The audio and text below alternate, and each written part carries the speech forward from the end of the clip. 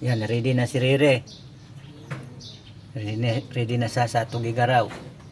Kung dumating siya ng Martes, last pag naswag siya, hindi siya makalakad. So ito na siya ngayon, oh.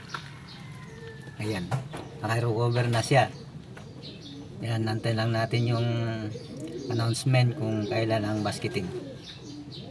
Ayan, para matupad ang kanyang misyon at tuloy ang laban.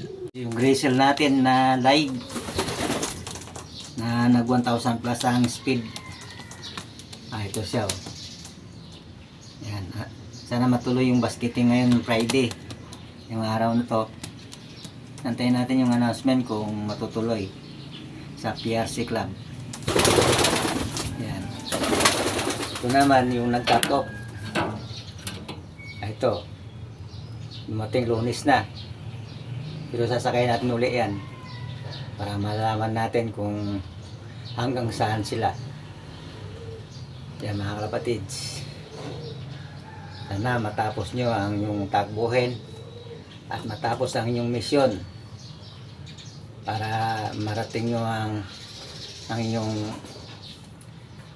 dapat marating nyo mga kalapatids. Ayan, oh.